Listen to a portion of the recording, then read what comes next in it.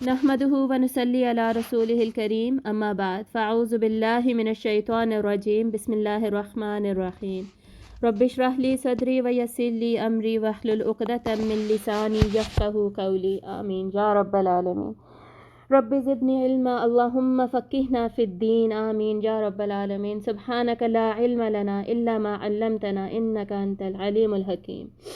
ہاں جی، آج ہم 7 حلقہ کا سٹارٹ کریں گے اور اس میں جو ہمارے ٹاپکس انڈر ڈسکشن ہوں گے اس میں ہم دیکھیں گے رسول اللہ صلی اللہ علیہ وآلہ وسلم نے اپنی عملی زندگی کا آغاز کہاں سے کیا، اور جیسے پہلے بھی ہم آپ صلی اللہ علیہ وسلم کی عمر مبارک کے ساتھ ساری ڈسکشن کر رہے ہیں، تو یہاں بھی ہمیں پتہ چلتا ہے کہ آپ صلی اللہ علیہ وآلہ وسلم ابھی ٹین ایج کے بالکل سٹارٹ میں تھے، 12 سال کے ہی تھے جب آپ صلی اللہ علیہ وسلم کی عملی زندگی شروع ہو چکی تھی۔ اور آج کل ہم اس عمر کے لوگوں کو بچہ سمجھ رہے ہوتے ہیں، لیکن یہ بلوغت کی عمر ہے، اس میں شعور آ چکا ہوتا ہے، اور پہلے لوگ اس چیز کو ریئلائز کر لیتے تھے اور بچوں کو پریکٹیکل لائف میں جلدی لے آتے تھے، اور ہمیں بھی اس پریکٹس کو واپس اپنی زندگی میں لے کر آنا چاہیے اور اس کے مطابق ہی اپنے بچوں کی بھی تربیت کرنی چاہیے۔ تو آپ صلی اللہ علیہ وآلہ وسلم نے جب اپنی عملی زندگی کا آغاز کیا تو سب سے پہلے جو آپ نے کام کیا، یا ہمیں یہ کہنا چاہیے کہ اللہ تعالیٰ نے جو آپ سے کام کروایا وہ کیا تھا؟ بھیڑیں چرانا۔ اور آپ صلی اللہ علیہ وآلہ وسلم خود فرماتے ہیں کہ ہر نبی نے اپنے زمانے میں بھیڑیں چرائیں۔ تو صحابہ کرام نے آپ صلی اللہ علیہ وآلہ وسلم سے پوچھا کہ یا رسول اللہ صلی اللہ علیہ وآلہ وسلم کیا آپ نے بھی یہ کام کیا تھا؟ تو آپ صلی اللہ علیہ وسلم نے فرمایا کہ ہاں، اور میں اجیاد کی وادی میں بکریاں چرایا کرتا تھا۔ اجیاد بالکل حرم کے پیچھے ایک وادی بنتی ہے جہاں پہ آج کل اجیاد ہاسپٹل بھی موجود ہے، ٹھیک ہے، چھوٹی سی وادی ہے، وہاں پر لے جا کر بکریاں چرایا کرتے تھے۔ اور آپ صلی اللہ علیہ وآلہ وسلم نے الگ سے مزید احادیث میں فرمایا کہ حضرت موسیٰ علیہ السلام کو جب نبوت ملی تو وہ بھی بکریاں ہی چرایا کرتے تھے، اور ہم جانتے ہیں یہ سورۃ طٰہٰ اور قصص میں جب ہم سٹوری پڑھتے ہیں تو حضرت موسیٰ علیہ السلام سفر کر رہے تھے، مدین سے واپس مصر کی طرف جا رہے تھے، ان کے ساتھ ان کی فیملی تھی اور ساتھ بکریاں بھی تھیں، جب انہیں کوہ طور پر نور نظر آیا اور پھر انہوں نے وہ اس طرف چلے گئے، تو وہاں پہ جا کے انہیں نبوت بیسکلی ملی، تو ان کے ساتھ بیسکلی بکریاں بھی تھیں۔ اسی طرح حضرت داؤد علیہ السلام کے بارے میں بھی آپ صلی اللہ علیہ وآلہ وسلم نے فرمایا کہ جب انہیں بھی نبوت ملی تو اس سے پہلے وہ بھی بکریاں ہی چرایا کرتے تھے، اور بیسکلی جب انہوں نے جالوت کو ہرایا اور دشمنوں کو مات دی، اس وقت بیسکلی اس سے پہلے وہ یہی کام کیا کرتے تھے۔ اس کے بعد پھر انہیں سربراہی ملی فوج کی، اور پھر بادشاہت ملی، اور الٹیمیٹلی انہیں اللہ تعالیٰ نے نبوت کے لیے بھی چن لیا۔ حضرت داؤد علیہ السلام کی بات ہو رہی ہے۔ تو یہ جو پرٹیکولر ایک کام ہے، ایک اسپیشل فنکشن جس کو کہ اللہ تعالیٰ چوز کر رہے ہیں تمام انبیاء کے لیے، اس کا ڈیفینیٹلی کوئی نہ کوئی مقصد ہوگا، اس کے بہت سارے فوائد ہوں گے جس سے ہم بہت کچھ سیکھ سکتے ہیں۔ تو اس لیے پہلے ہم ان سارے پوائنٹس کو دیکھیں گے۔ تو آپ صلی اللہ علیہ وآلہ وسلم نے جب یہ کام کیا، اور آپ صلی اللہ علیہ وآلہ وسلم کے ساتھ ساتھ تمام انبیاء کرام نے یہ کام کیا، تو اس کے کیا فوائد ہو سکتے ہیں؟ بیسکلی جب بھی انسان اکیلا ہوتا ہے اور وادیوں میں نکل جاتا ہے، اسپیشلی جانور کیا ہے؟ جانور بھی بیسکلی نیچر کا ایک حصہ ہے، فطرت کا حصہ ہے، اور انہی کو لے کر انسان مزید جب نیچر کے قریب چلا جاتا ہے تو وہ آفاقی نشانیوں پر، اللہ تعالیٰ کی جو ہر جگہ پر پھیلی ہوئی ہیں، ان پر زیادہ سے زیادہ غور و فکر کرتا ہے اور سوچ بچار کرتا ہے، اس کے دماغ میں مختلف سوالات آتے ہیں، اور ایون ان کے جوابات بھی وہ خود سے سوچ رہا ہوتا ہے، کیونکہ وہاں پر موسٹ آف دا ٹائم کیا ہوتا ہے کہ کوئی اور نہیں ہوتا جسے کہ آپ کمیونیکیشن کر رہے ہوتے ہیں، اور فرض کریں اور مزید شیفرڈز، چرواہے ارد گرد ہوں بھی، تو بھی انسان اپنی بھیڑوں بکریوں میں اتنا زیادہ مصروف ہوتا ہے کہ وہ ارد گرد دوسروں کے ساتھ بات چیت نہیں کرتا، وہ بھیڑیں بکریاں جو ہیں وہ اس کو بیزی رکھتی ہیں۔ تو کائنات پر جو غور و فکر ہے وہ کتنا زیادہ امپورٹنٹ ہے، اللہ تعالیٰ خود قرآن مجید میں بار بار کہتے ہیں کہ یہ جو آفاقی نشانیاں ہیں، اگر تم صرف ان کو دیکھ لو نا تو اسی سے تم اللہ کو پہچان جاؤ گے، اور صرف اللہ کو نہیں پہچانو گے بلکہ تم ان کے ذریعے سے اللہ کی توحید کو پہچان جاؤ گے۔ تو جہاں بھی بیسکلی قرآن مجید میں آفاقی نشانیاں اور قرآنی آیات، دونوں آفاقی آیات پلس قرآنی آیات، صرف اتنا ہی نہیں، انفس کی آیات جو ہماری نفسی آیات ہیں، انسان کے اندر جو نشانیاں ہیں، ان کا جب بھی ذکر آتا ہے نا، اس سب کا مقصد یہی ہوتا ہے کہ ہم اللہ تعالیٰ کی توحید کو پہچان جائیں، کہ یہ جو سارا سسٹم ہے اس کو چلانے والا کوئی صرف ایک ہی ہو سکتا ہے، ایک سے زیادہ نہیں ہو سکتے. تو اللہ تعالیٰ کی معرفت کے لیے یہ بہت زیادہ امپورٹنٹ پوائنٹ ہے. اور ہم جانتے ہیں کہ جو الحاد کا جو پرابلم ہے، ایتھزم کا، بیسکلی یہ گاؤں وغیرہ میں ہمیں نہیں ملتا. گاؤں وغیرہ کے لوگ یوزلی مذہبی ہوتے ہیں، اللہ کے زیادہ قریب ہوتے ہیں، دین پر عمل کرنے والے ہوتے ہیں. یہ جو اس طرح کی پرابلمز ہیں، خدا کا انکار کرنا، منکر ہو جانا، ماننا ہی نہ، دین سے پھر جانا، یہ سب کہاں پہ ہمیں پرابلمز نظر آتی ہیں؟ ماڈرن ورلڈ میں نظر آتی ہیں. جہاں پہ لگژوریس لائف سٹائل ہوگا، جہاں پر بہت زیادہ میٹیریلزم ہوگی، وہاں پر ہمیں یہ پرابلمز زیادہ نظر آتی ہیں. اس کا ایک ریزن یہ بھی ہے کہ انسان کیا کرتا ہے، نیچر سے کٹ آف ہوا ہوتا ہے. فطرت سے جو اس کا فطری تعلق تھا بیسکلی، وہ اس نے کیا کیا، اس نے وہ کٹ آف کر دیا. اور سر جو ہیں سلمان آصف صدیقی صاحب، آپ لوگوں نے شاید ان کا نام سنا ہوگا، جو ERDC کے ہیڈ ہیں، وہ اکثر تعلق کی 5 ڈائمنشنز بتاتے ہیں. باقی 4 ڈائمنشنز میں ایک وہ اللہ کے ساتھ تعلق، پھر اپنے آپ کے ساتھ، پھر اپنے رشتہ داروں کے ساتھ، اور اسی سارے فریم ورک میں جو 5th ڈائمنشن وہ بتاتے ہیں نا، وہ خود بتاتے ہیں کہ جی فطرت کے ساتھ تعلق، وہ بھی انسان کے ایمانی تناظر کے لیے بہت زیادہ امپورٹنٹ ہے. ٹھیک ہے. اور اس کے علاوہ جب کوئی انسان بھیڑوں، بکریوں، جانوروں کے ساتھ بیسکلی کام کرتا ہے، ان کے ساتھ وقت گزارتا ہے، تو وہ ان کو کس طریقے سے سمجھتا ہے؟ ان کی آواز سے، ان کے تاثرات سے، ان کی چال سے، ان کی باڈی لینگویج سے. بیسکلی وہ اس کی ایک ٹیم ہوتی ہیں اور وہ خود ان کا ایک لیڈر ہے. اور بغیر ان کے بولے، ان کے بات سمجھائے، اس کا کیا کام ہے ایک لیڈر کا، کہ وہ ان کی بات کو سمجھ جائے. اب جتنے بھی جانور ہوں گے ان میں سے کوئی فالوورز ہوں گے، کوئی زیادہ سمارٹ ہوں گے، کوئی تیز ہوں گے، کوئی آہستہ چلنے والے ہوں گے، کسی کی کوئی نیڈ ہوگی، کسی کو کوئی بیماری ہوگی. تو ہر ایک کی پرسنالٹی کو سمجھے، مزاج کو الگ الگ طریقے سے پہچاننا، پھر ان کو لیڈ کرنا کہ وہ ایک فلاک کی طرح، ایک ٹیم کی طرح چلیں، اور کہیں پر بھی وہ گم نہ ہو جائیں. ٹھیک ہے. کوئی بھی ان کے ساتھ کسی قسم کا پرابلم نہ ہو، کبھی ان کو ڈانٹنا ہے، کبھی انہیں پیار کرنا ہے، یہ سارا کچھ. یعنی اس سارے میں پوری ایک ٹریننگ ہو رہی ہے ایک لیڈر کی، اور ان کے سکلز کو پالش کیا جا رہا ہے. کیپیبلٹیز جو آلریڈی اللہ نے رکھی انبیاء کرام کو، ان سب کو مزید پالش کیا جا رہا ہے، ٹرین کیا جا رہا ہے، تاکہ آگے جا کر جب اتنے زیادہ لوگوں کو ڈیل کرنا ہوگا، اور لوگوں کی صرف باتوں کو ہی سمجھنا نہیں ہوگا، ان کی باڈی لینگویج کو سمجھنا ہوگا، ان کے جتنے بھی نان وربل کمیونیکیشن ہوگی، اس سب کو سمجھنا ہوگا. تو اس سب کو سمجھنے کے لیے بیسکلی یہ ٹریننگ بہت زیادہ ضروری ہے. صرف اتنا ہی نہیں، اس کے علاوہ آپ صلی اللہ علیہ وآلہ وسلم کی ہمیں بیشتر احادیث ملتی ہیں جانوروں سے نرمی سے متعلق، جانوروں سے محبت سے متعلق. اسلام میں باقاعدہ جانوروں کا احساس کیا گیا، جانوروں کے حقوق رکھے گئے ہیں. یہ سارا کیوں؟ آپ صلی اللہ علیہ وسلم کی جس طریقے سے ٹریننگ کی گئی، ڈیفینیٹلی اس کا اثر یہ ہونا ہی تھا. ویسے بھی ہوتا، ویسے بھی اللہ تعالیٰ اس کو ہمارے ریلیجن کا حصہ بناتے، لیکن ڈیفینیٹلی دنیا کیا ہے، جیسے میں نے لاسٹ کلاس میں بھی بتایا تھا، اسباب کی مکلف ہے. تو ہم اگر چاہتے ہیں کہ ایک انسان کسی پوائنٹ پہ پہنچے، تو اس کو اسی طریقے کی ہمیشہ زندگی سے گزارا جاتا ہے. تو جیسے ہمیں بہت ساری احادیث ملتی ہیں. ایک مرتبہ ایک اونٹ آپ صلی اللہ علیہ وآلہ وسلم کے پاس آیا، اور اس کی آنکھوں میں آنسو تھے. تو آپ صلی اللہ علیہ وسلم نے پوچھا کہ کون ہے اس کا مالک، جو اس اونٹ کا مالک ہے وہ کون ہے؟ تو وہ جب آیا شخص، تو آپ صلی اللہ علیہ وسلم نے فرمایا کہ یہ تمہاری شکایت کر رہا ہے کہ تم اس کے اوپر بہت زیادہ بوجھ ڈالتے ہو، تو تم اس کے اوپر اتنا زیادہ بوجھ مت ڈالا کرو. اس کے علاوہ آپ صلی اللہ علیہ وآلہ وسلم نے فرمایا کہ جانوروں کے معاملے میں اللہ تعالیٰ سے ڈرو، ان کا خیال کرو. اور اس کے علاوہ بھی آپ صلی اللہ علیہ وآلہ وسلم کے پاس ایک مرتبہ ایک بکری بھاگتی ہوئی آئی، اور بکری آئی تو پیچھے اس کے بھیڑیے بھاگتے ہوئے آ رہے تھے. تو وہ بکری نے آ کے آپ صلی اللہ علیہ وسلم سے کہا کہ جی مجھے ان سے بچا لیجیے. یہ ساری اوتھینٹک حدیث ہے، اور انشاءاللہ یہ ساری حدیث میں آپ کو بھیجتی ہوتی ہوں بعد میں گروپ میں، یہ ساری بھی میں بھیجوں گی. تو بھیڑیے جو تھے وہ پھر جب آئے ہیں وہاں پر، تو وہ پھر واپس چلے گئے، اور ایک بھیڑیے نے کہا کہ ابھی تو تمہیں یہ بچا لیں گے، تو بعد میں تو ہم تمہیں کھا ہی لیں گے. اور وہ پھر وہاں سے چلے گئے، اور اس بکری کی جان بچ گئی. تو اس طرح بہت ساری احادیث ہمیں ملتی ہیں جن میں کہ جانوروں سے نرمی کا رویہ ہمیں دکھنے کو بھی ملتا ہے، اور جانوروں سے نرمی کا حکم بھی ہمیں ملتا ہے. اس کے علاوہ ہم اس پورے واقعے سے، پورے چرواہا گری سے یا بکریاں چرانے سے کیا سیکھتے ہیں؟ کہ کوئی بھی کام چھوٹا نہیں ہوتا. حلال، اصل میں حلال کمانے کی اہمیت ہے. یہ نہیں کہ جو ہم کما رہے ہیں وہ ہم کس لیول پہ کیا کام کر رہے ہیں. بات اس کام کی نہیں ہوتی، بات یہ ہوتی ہے کہ ہماری جو کمائی ہے وہ حلال ہے یا وہ حرام ہے. اس میں غیرت نہیں ہے. غیرت کس میں ہے کہ اگر انسان، غیرت کی کمی کیا ہے کہ اگر ہم حرام طریقے سے کما رہے ہیں.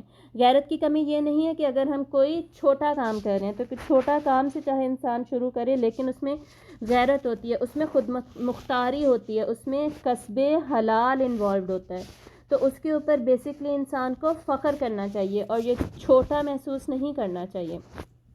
اور جو بھی ہم کام کریں، جو بھی ہم پریکٹیکل لائف میں انٹر ہوتے ہیں، اس سے ہم کچھ نہ کچھ سیکھیں. موسٹلی لوگ کیا کرتے ہیں، اپنے انٹرنشپس کر رہے ہیں یا کوئی پریکٹیکل ٹریننگز کر رہے ہیں یا پھر کوئی جابس بھی ایون کر رہے ہیں، اس سے کچھ سیکھتے ہی نہیں ہیں. اینڈ آف دا ڈے پہ کچھ بھی نہیں سیکھا ہوتا، ٹائم ضائع کیا ہوتا ہے. 9 to 5 جا کر 3 months کی یہ پرٹیکولر انٹرنشپ تھی، اس پہ کچھ بھی نہیں کیا، کچھ بھی نہیں سیکھا. تو یہ ٹائم ویسٹ کرنا، ادھر ادھر ہی دھیان دیے رکھنا، یہ سب کرنے کے بجائے ہمیں کوشش کرنی چاہیے کہ ہم میکسیمم اب ہمیں جو بھی اپرچونیٹی ملے اس سے ہم سیکھیں. اور صرف وہ پرٹیکولر کام ہی نہ سیکھیں بلکہ جتنے لوگ انوالوڈ ہیں ان کے بارے میں، ان کی پرسنالٹیز، ان کے مزاج، وہ کیسے کام کر رہے ہیں، پورا سسٹم بیسکلی کیسے رن ہو رہا ہے. اگر ہم چاہتے ہیں کہ ہم ایک لیڈرشپ پوزیشن پہ پہنچے تو ہمیں پورا سسٹم رن ہوتا ہوا دیکھنا بھی ہوگا اور سیکھنا بھی ہوگا.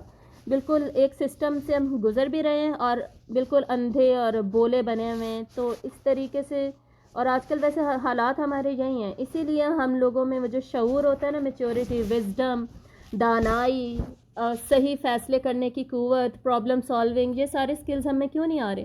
کیونکہ موسٹلی ہم کچھ کر بھی رہے ہیں نا تو اس میں بھی ہم ٹائم ویسٹ کر رہے ہوتے ہیں، کچھ لرننگ نہیں کر رہے ہوتے. ہماری ڈسٹریکشنز اتنی زیادہ ہیں، موبائل میں انوالوڈ ہیں، دوسری اسکرینز میں انوالوڈ ہیں، کسی اور سے باتوں میں انوالوڈ ہیں، جو ہمیں سیکھنا چاہیے اس میں ہم انوالو ہی نہیں ہو رہے ہوتے. آخری بات کہ ہم ہمیشہ نیچے سے اوپر جانے میں جو کامیابی ملتی ہے نا، مزہ اسی میں ہوتا ہے. اور شروع سے ہی انسان ایک کامیابی یا آپ سمجھیں لگژری لائف سٹائل مل جائے، ایلیٹ لائف سٹائل مل جائے اور اسی میں پھر وہ آگے چلتا رہے، اس میں وہ ہوگی بھی نہیں، اس کے اندر تڑپ بھی نہیں ہوگی کہ وہ مزید آگے بڑھے، مزید آگے کی کوشش کرے، مزید آگے سیکھے. وہ اسی پہ سیٹسفائی ہو کر مطمئن سکون میں بیٹھ جائے گا کہ جی میرے پاس تو آلریڈی اتنا ہے، مجھے تو کچھ کرنے کی ضرورت نہیں، آگے بڑھنے کی ضرورت نہیں ہے.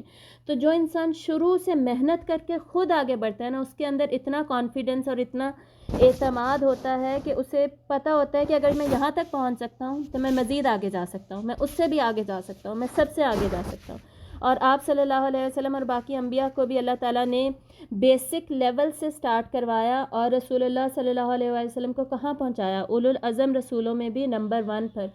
تو یہ جتنا قربانی کا جذبہ، ارادے کی پختگی، انسان میں جو عزیمت آتی ہے، یہ سارا کچھ کیسے آتا ہے؟ یہ انسان کو جب ایک مشکل عملی زندگی سے گزارا جاتا ہے، اس کے سکلز کو پالش کیا جاتا ہے، تبھی اس کے اندر یہ سارے بیسکلی پوٹینشیلز اینڈ سکلز اس کے اندر ڈیولپ ہوتے ہیں.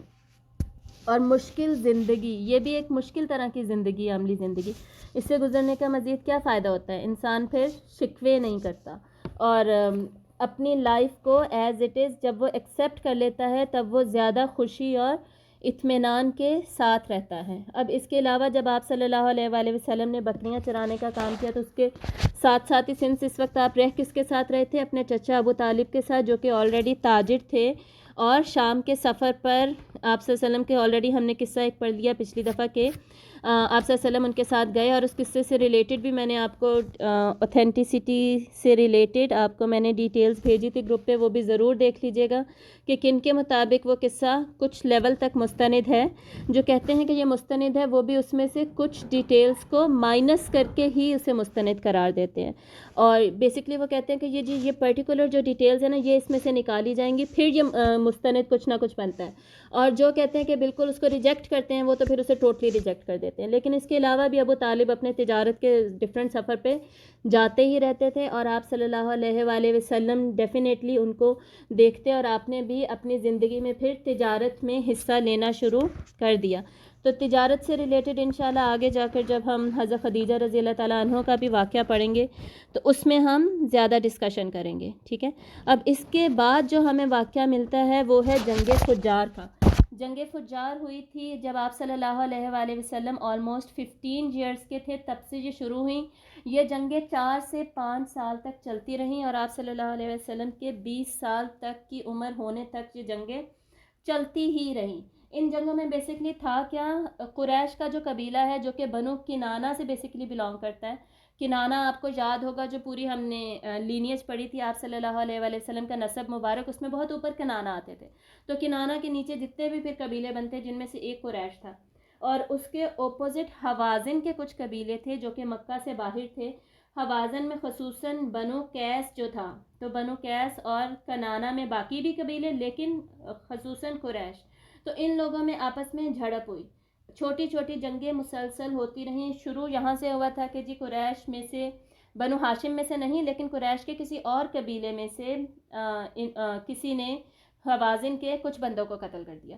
تو حوازن نے پھر بدلہ لینے کے لیے مزید جھڑپیں کی، قتل و غارت گری آپس میں اسی طرح چلتی رہی. اور یہ قتل و غارت گری عرب میں بہت زیادہ عام تھی، ان کے لیے کوئی یہ نئی بات نہیں تھی کہ جی ایک جنگ چھڑ گئی ہے. جیسے آج کل اگر کوئی جنگ چھڑ جائے تو ہمیں بہت عجیب سا لگتا ہے، ان کے لیے یہ کامن بات تھی. اس نے اس کو قتل کر دیا، وہ اس کا بدلہ لے رہا ہے، اب جی چلو جنگ ہی چھڑ دیتے ہیں. تو الٹیمیٹلی ہوا یہ کہ جی قریش کے پاس ڈیفینیٹلی سارا قریش حرم کے ارد گرد بسا ہوا تھا. تو یہ لوگ حرم میں انٹر ہو گئے، اور حوازن جو تھے، جو قیس بنو قیس تھا، وہ لوگ انہوں نے قریش کو حرم کے اندر آ کے جو بھی ان کے بندے بنتے تھے ان کو قتل کیا، ان کو مارا. تو اس کے بعد مزید جب بات بڑھنے لگی، اور یہ جو بنو قیس تھا ان کو شروع میں انہیں جیت مل رہی تھی لیکن الٹیمیٹلی اینڈ میں آتے آتے قریش فاتح ثابت ہونے لگا. قریش جب فاتح ثابت ہونے لگا تو قریش نے ہی یہ فیصلہ کیا کہ اب ہم یہ کرتے ہیں کہ بجائے یہ کہ 4-5 سال سے یہ جنگیں چل رہی ہیں، ہم معاہدہ کرتے ہیں، امن کرتے ہیں، اور مقتولین جو ہیں وہ ایک دوسرے کو خون بہا دیں گے اور ہم بات ختم کر دیں گے. تو بیسکلی ہم بھی دیں گے انہیں خون بہا قصاص، اور وہ لوگ بھی دیں گے ہمیں قصاص. تو قصاص دے کے ہم بات کو ختم کر دیتے. تو اس کے اوپر ساروں نے ایگری کیا، اور پھر الٹیمیٹلی ان جنگوں کا فائنلی خاتمہ ہوا. اور بیسکلی انہیں جنگ فجار کیوں کہا جاتا ہے؟ فجار آپ کو پتہ ہے، فجور کا ورڈ قرآن مجید میں بار بار آتا ہے، مطلب کچھ بہت بری چیز کو فجور کہا جاتا ہے نا. فجار آپ کو پتہ ہے برے لوگوں کو کہا جاتا ہے. تو فجار ان فاجر، جیسے فاجر کی جمع ہے نا فجار، ایول کو کہا جاتا ہے. تو بیسکلی فجار ان جنگوں کو کیوں کہا جاتا تھا، اس کے بارے میں دو رائے ہے. ایک یہ کہ جو دوسرے تھے بنو قیس، انہوں نے حرم میں انٹر ہو کے، جو کہ بیسکلی حرم تھا، اور حرم کی کنڈیشنز میں آلریڈی آپ کو بتا چکی ہوں کہ حرم میں کچھ سرٹن چیزیں جو کہ حرام ہیں کرنا، جو باقی جو دنیا ہے، بیسکلی باقی جو پلیسز ہیں وہاں پر کرنی الاؤڈ ہو سکتی ہیں لیکن حرم میں وہ الاؤڈ نہیں ہے. جیسے فرض کریں جنگ کرنا ہو سکتا ہے کسی ریزن کی وجہ سے کسی اور ایریا میں الاؤڈ ہے لیکن حرم میں الاؤڈ نہیں. حرم میں آ کے کیا ہوگا، جو بھی حرم میں انٹر ہو جاتا ہے وہ امن میں چلا جاتا ہے. تو یہ حرم کی کچھ کنڈیشنز ہیں. تو انہوں نے ایک تو یہ کام حرم میں کیا، اس وجہ سے جنگ فجار کہا جاتا ہے. دوسری رائے بھی اس میں موجود ہے، اور وہ یہ ہے کہ یہ جو جنگیں تھیں یہ ایام الحرام میں ہوئی تھی، یعنی جو مہینے تھے حرمت والے مہینے، ان میں یہ جنگیں ہوئی تھیں، جس کی وجہ سے پھر ان کو حرب الفجار کہا گیا. اور ایام الحرام میں بھی آپ کو پتہ ہے حرمت والے مہینوں میں بھی جنگیں کرنا بالکل منع ہے. اور اس کے بارے میں ہمیں ایک حدیث بھی ملتی ہے. آپ صلی اللہ علیہ وآلہ وسلم نے فرمایا کہ مجھے فجار کی جنگیں یاد ہے جن میں میں بیسکلی تیر جمع کیا کرتا تھا اور اپنے چچاؤں کو دیتا تھا، اور مجھے اس پر کوئی افسوس نہیں ہے. حالانکہ آپ صلی اللہ علیہ وآلہ وسلم کی جو عمر تھی اس وقت وہ آلموسٹ 20 ایئرز ہو چکی تھی، اور یہ جنگ و جدل لڑنے کی ہی عمر ہوتی ہے. لیکن کتابوں میں لکھا ہوا ہے کہ آپ صلی اللہ علیہ وسلم نے اس میں بیسکلی کسی کو قتل نہیں کیا. کوئی جو ویپن تھا، اسلحہ تھا، وہ کسی کی تلوار کسی کے خلاف نہیں اٹھائی، بلکہ صرف آپ تیر اٹھا کر چچاؤں کو دیا کرتے تھے. کیونکہ ڈیفینیٹلی کیا تھا، ہمیں پتہ ہے ایام الحرام کے مہینے تھے، دوسرا حرم میں بھی وہ انٹر ہو چکے تھے. تو اللہ تعالیٰ نے آپ صلی اللہ علیہ وآلہ وسلم کو اس سے محفوظ رکھا کہ آپ کسی کے خلاف تلوار اٹھائیں. اس کے بعد پھر جنگ فجار اور جو آگے حلف الفضول ہے نا، ان دونوں سے ریلیٹڈ ہم اسباق جو ہیں وہ اکٹھے پڑھیں گے. اس میں یہ بھی بتا دوں، سنس میں نے لکھا ہوا ہے کہ بنو ہاشم جو تھے ان کی سربراہی زبیر بن عبد المطلب کر رہے تھے، جو کہ آپ صلی اللہ علیہ وآلہ وسلم کے تایا تھے. تو حلف الفضول کیا تھا؟ یہ دو ہی میرے خیال میں ورڈز ہیں جو کہ شاید آپ کو کچھ مشکل لگیں، لیکن اتنے زیادہ مشکل نہیں لگنے چاہیے یاد کرنے کے لیے. ایک سیکنڈ رکیے گا. ہاں جی، حلف بیسکلی کس کو کہتے ہیں؟ وعدے کو. حلف الفضول میں کیا ہوا تھا، اس وقت آپ صلی اللہ علیہ وآلہ وسلم تقریباً 20 سال کے تھے. ہمیں کچھ روایات سے یہ پتہ چلتا ہے اس حلف کا، اس معاہدے کرنے کا مقصد کیا تھا. اس کا مقصد تھا کہ جی امن کو مزید قائم کیا جائے، کیوں یہ معاہدہ کیا گیا، کس نے یہ کیا؟ اس معاہدے کے لیے بھی بیسکلی ہمیں 2 سٹوریز ملتی ہیں۔ ایک واقعہ ہمیں یہ ملتا ہے کہ جی حج کے ایام تھے، حج کے دنوں میں یمن سے ایک قافلہ آیا ہوا تھا اور اس میں ایک شخص تھا جس نے کہ اپنا مال بیچا العاص ابن وائل کو۔ العاص ابن وائل کون تھے؟ ہم پہلے ایک صحابی کا نام لے چکے، حضرت عمر ابن العاص۔ ان کے والد تھے العاص بن وائل جو کہ مشرکی تھے، تو ان کو اس یمنی نے مال بیچا حج سے پہلے۔ تو العاص بن وائل نے کہا کہ جی ٹھیک ہے، میں تمہارا مال رکھتا ہوں لیکن پیسے میں تمہیں حج کے بعد دوں گا، تو تم جا کے حج کرو آرام سے، اس کے بعد تم میرے پاس آنا اور مجھ سے پیسے لے لینا۔ اس نے کہا ٹھیک ہے، یہ لوگ حرم کے متولی ہیں، حرم کے ارد گرد رہتے، یہ چیٹنگ تو کر نہیں سکتے۔ تو وہ چلا گیا، حج کرنے کے بعد وہ پھر سے واپس آیا، پیسے مانگے، اس نے انکار کر دیا العاص بن وائل نے دینے سے، حالانکہ وہ کیا تھا، وہ سردار تھا بہت بڑا اور پیسے والا تھا، تاجر تھا، لیکن پھر بھی جس کے دل میں چیٹنگ آ جائے تو بس آ جائے، بے ایمانی آ جائے۔ تو پھر سے وہ یمنی دوبارہ واپس آیا، تو پھر سے اس نے کیا کیا، انکار کر دیا کہ میں تو نہیں دوں گا۔ پھر سے وہ دوبارہ آیا، اس نے پھر کہہ دیا کہ جی میں نہیں دوں گا۔ تو الٹیمیٹلی اس نے ڈیسائیڈ کیا کہ وہ اب لوگوں سے بات کرے گا، تو اس نے پہاڑی پر چڑھ کر اشعار کہنے شروع کر دیے، اعلان کیا۔ آپ سمجھیں اعلان میں کیا تھا، شاعری تھی، اشعار تھی۔ اشعار اس زمانے میں کیا ہوتے تھے، جیسے آج کل ہے نا براڈ کاسٹ ہے، یا ٹویٹر پہ ہم لوگ کچھ ٹویٹ کر دیتے ہیں، یا ہم کوئی اپنا سٹیٹس اپڈیٹ کرتے ہیں، تو اس زمانے میں بیسکلی شاعری کا یہ سٹیٹس تھا۔ تو اس نے اشعار کہے، اور اشعار میں اس نے کہا کہ جی تم لوگ حرم میں رہتے ہو اور تم لوگوں کی اتنی بھی عزت نہیں ہے کہ تم لوگ کسی کو اس کا پیسہ بھی پورا دو، اتنی بے ایمانی تم لوگ کرتے ہو۔ تو اس کے نتیجے میں باقی جو ارد گرد لوگ تھے ان کی غیرت جاگی، اور باقی جو سردار تھے وہ عبداللہ بن جدعان کے گھر میں جمع ہوئے۔ عبداللہ بن جدعان ایک فگر تھے، آپ سمجھیں 80-90 ایئرس کے ہوں گے اس زمانے میں، اور مشرک ہی تھے، اور اسلام سے پہلے ہی ان کی ڈیتھ ہو گئی تھی، لیکن بہت بڑے بزرگ اور بہت ہی عزت والے اس زمانے میں ان کو سمجھا جاتا تھا۔ تو ان کے گھر میں جمع ہوئے سارے کے سارے قریش کے سردار، اور یہ جو زبیر بن عبد المطلب تھے جن کا اوپر والے واقعے میں بھی ذکر آیا، انہوں نے یہ حلف اٹھوایا سب کے سب سے، ایک معاہدہ بیسکلی ڈرافٹ کروایا گیا، اور اس کے اوپر سب سے ایک طریقے سے سائن لیے گئے۔ اور سائن لینے کا اس زمانے میں یہ طریقہ ہوتا تھا کہ جی پرفیوم میں ہاتھ ڈپ کیے جاتے تھے، ڈبوئے جاتے تھے، اور وہ نکال کر پھر جہاں پہ یہ جو معاہدہ ہوگا نا، اس کو کعبہ میں جہاں دیوار پہ لگایا جائے گا نا، وہاں پہ وہ ہاتھ ساتھ لگا دیے جاتے تھے، پرفیوم ہینڈز لگا دیے جاتے تھے، یہ مطلب ہوتا تھا کہ سائن کر دیا گیا۔ تو معاہدے میں یہ لکھا گیا کہ آئندہ کسی بھی مظلوم کے ساتھ، کسی کے ساتھ کوئی ظلم نہیں ہوگا، اور اگر ظلم ہوگا تو ہم ہمیشہ مظلوم کا ساتھ دیں گے۔